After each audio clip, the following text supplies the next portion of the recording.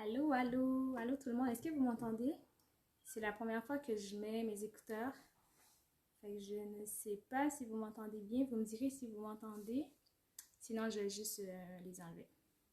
Ok, est-ce que vous allez bien? Est-ce que vous allez bien? Comment ça va? Salut Céline! Est-ce que tu m'entends bien?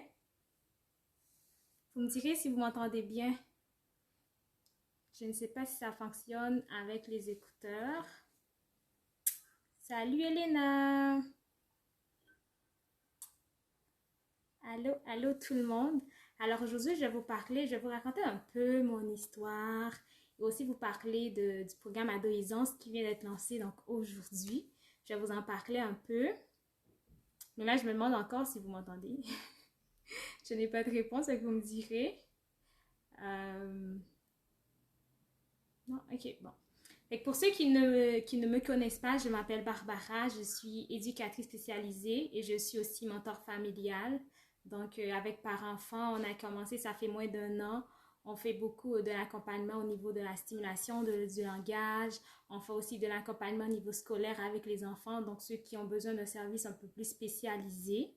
Et aujourd'hui, je vais vous parler de mon histoire et du nouveau programme qui s'en vient, qui est Adolescence. Donc, pourquoi le programme, pourquoi ce programme, comment ça se passe concrètement et tout ça. Alors moi, j'ai grandi en Haïti dans une famille chrétienne.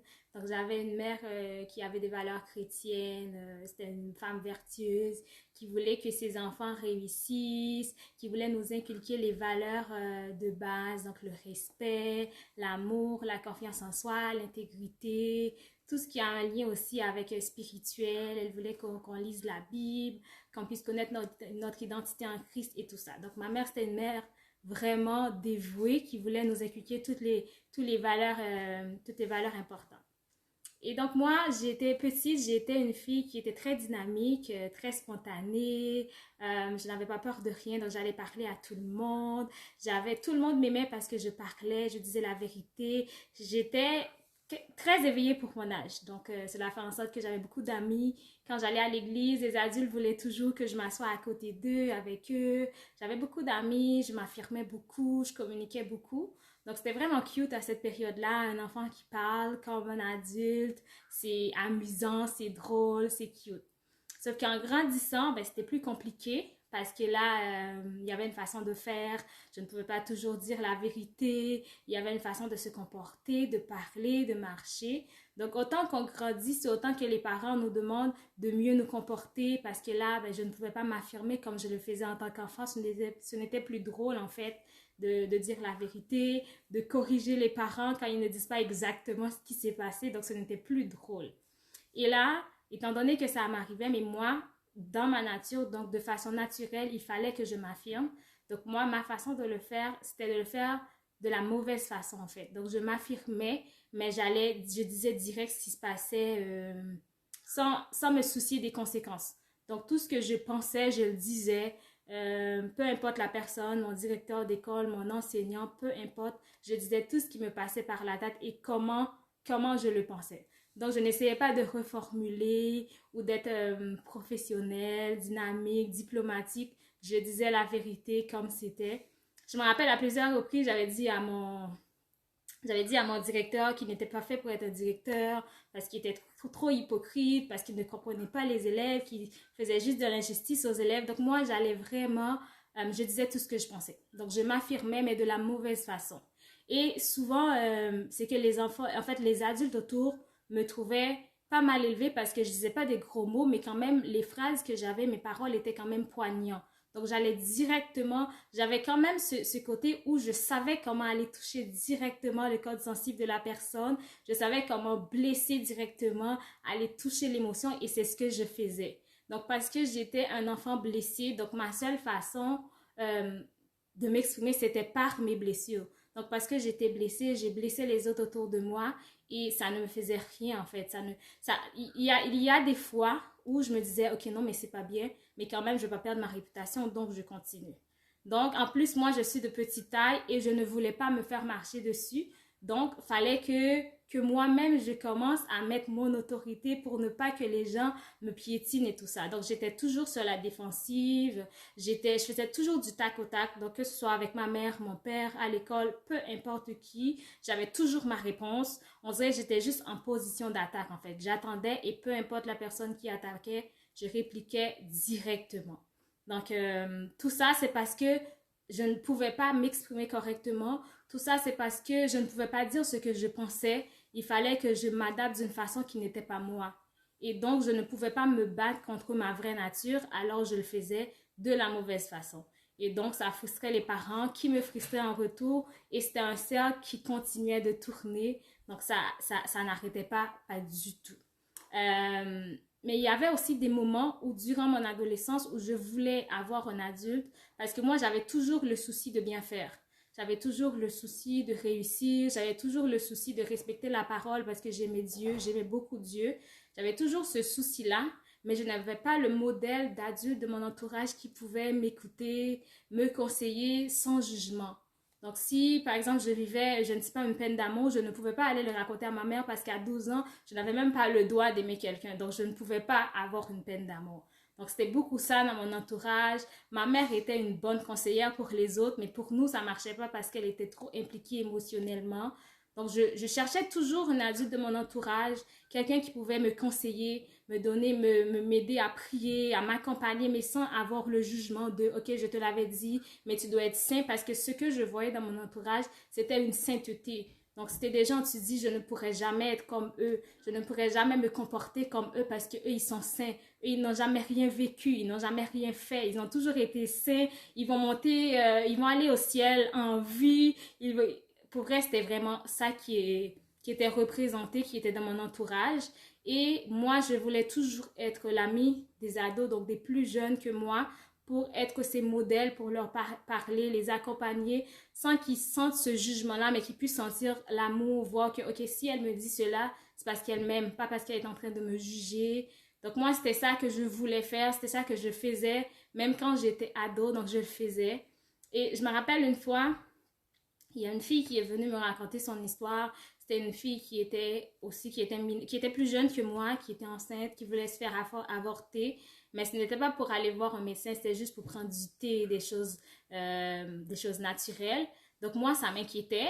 J'avais l'impression de porter ce poids, ce fardeau-là, mais je n'avais aucun adulte pour dire, OK, on va aller voir telle personne, elle va nous conseiller. Je savais déjà, si j'allais voir un adulte, il m'aurait dit, OK, mais c'est parce qu'elle, elle ne fait pas ci, elle ne fait pas ça, c'est pour ça que ça lui arrive, blablabla. Ce serait juste des reproches au lieu d'avoir des conseils sincères et sans jugement. Donc, ça a été un peu mon parcours de comment j'ai passé mon enfance, mon adolescence et tout ça. Donc maintenant, aujourd'hui, par la grâce de Dieu, je suis guérie. Donc je sais comment m'adresser avec quelqu'un, je sais comment dire ce que je pense, mais sans blesser la personne. Mais ça m'a pris du temps, en fait. Ça m'a pris du temps à voir. J'étais tellement là-dedans que je m'étais identifiée à ça, en fait. Donc je ne voyais pas ma blessure parce que je m'identifiais à cette blessure. Donc en fait, je parlais de moi comme une personne qui était stricte, comme une personne qui disait toute la vérité. Je m'identifiais à cette blessure quand il fallait que je me guérisse. Donc, c'était un peu ça par rapport à l'affirmation, tout ça parce que je n'avais pas, moi qui voulais toujours parler, m'exprimer, je ne pouvais pas le faire comme je le voulais. Alors, je cherchais une façon de le faire, mais au final, je m'exprimais de la mauvaise façon. Donc, voilà pourquoi aujourd'hui, je lance le programme Ado-Aisance, qui est un programme virtuel d'accompagnement pour les pré-ados, parce que j'aime beaucoup travailler en prévention. Pour moi, c'est la base, c'est la base. C'est pour les filles de 9 à 12 ans et leurs mères. Donc, ce n'est pas juste pour les filles, mais c'est aussi les mères, parce que je sais à quel point avoir une amitié avec la mère, c'est à quel point c'est important durant l'adolescence, à quel point ça permet à une fille de pouvoir grandir, ça permet de pouvoir éviter certaines erreurs, de pouvoir être mieux guidée, accompagnée et avoir aussi une personne qu'on peut parler, faire confiance, sentir l'amour de cette personne sans jugement. C'est un pas de plus, c'est vraiment... je pense qu'on minimise l'importance de ça, mais ça aide beaucoup, ça nous évite beaucoup des pièges, des influences négatives et tout ça. Donc voilà pourquoi je lance ce programme Ado-Aisance. C'est un programme virtuel de 10 semaines où les filles seront à part et les mères seront à part pour que chacune soit à l'aise de dire ce qu'elle pense, de parler de leur peur, de leur crainte et tout ça. Donc, c'est deux groupes différents avec les mères et avec les filles où on va parler de l'identité en Christ. On va parler de l'estime de soi, la confiance en soi. On va parler aussi de la communication, donc agir avec sagesse, communiquer avec sagesse, comment dire ce qu'on pense, comment parler de nos émotions, mais sans nécessairement aller dans le négatif, aller dans des mécanismes de défense qui sont toujours là, toujours présents et qui nous empêchent d'être nous-mêmes. Donc, c'est vraiment, et pour les mères, c'est savoir comment accompagner les filles, donc comment créer ce lien de confiance, un lien propice aux confidences, comment solidifier le lien, comment vraiment accompagner, comment aussi passer du temps pour intercéder, prier pour ces filles. Donc, c'est vraiment le but du programme, c'est que les mères puissent bâtir une amitié solide avec leurs filles de 9 à 12 ans afin que leur adolescence, la période, afin en fait de, comment je peux dire, afin de traverser les défis identitaires, donc les crises identitaires de l'adolescence avec plus sérénité. Donc, que les filles soient à l'aise durant leur adolescence de parler à leur mère de ce qui se passe, comment elles se sentent, comment elles voient, de parler aussi de leur quotidien, ce qu'ils voient à l'école, ce qu'ils voient que leurs amis font, ce qui les tente de faire, mais ils ne savent pas comment se positionner et tout ça, ce qui les dérange, mais ils ne peuvent pas tant prendre position parce que sinon ils seraient exclus du groupe ou de tout ça. Donc, que ces filles soient à l'aise d'en parler à leurs parents. Donc, le programme est déjà lancé. Le programme est déjà lancé. Donc, s'il y a des mères qui veulent travailler cela avec leurs filles, qui veulent vraiment créer ce lien, qui veulent que leurs filles puissent rester dans la voie du Seigneur, puissent s'affirmer, puissent être des filles épanouies, des filles qui brillent, qui soient des lumières dans ce monde, pas des filles qui se laissent influencer, qui se laissent emporter par la vague du monde, mais soit des filles qui savent qui elles sont, qui connaissent leur identité en Christ, qui puissent communiquer, agir avec sagesse, des filles qui peuvent s'affirmer, mettre leurs limites, qui peuvent s'aimer en dépit de tout, qui peuvent voir leurs faiblesses, leurs forces et s'aimer malgré tout, prendre soin d'elles. Pas seulement des filles qui vont entendre leur mère dire « Oh, tu es belle », mais des filles qui peuvent se regarder dans des miroirs et dire « Je suis belle, je suis intelligente, je suis forte, je suis brillante ». Donc, ce programme est pour toi. Et ce programme vient d'être lancé maintenant. Le lien est dans la bio, donc tu peux aller voir plus en détail. Tu peux prendre ta place aujourd'hui. Donc, le programme commence officiellement le 19 juin. Donc, on a 2-3 semaines où on va avoir aussi des filles, des merveilleuses filles qui vont... Pas des filles, en tout cas, qui vont venir parler de leur expérience, de leur parcours, de comment elles ont vécu leur adolescence, quel était le lien avec leur mère, ce que ça a eu comme influence dans leur vie d'adolescence et aussi d'adulte, à quel point ça les a touchées, et aussi ce qu'elles auraient voulu comme lien avec leur mère.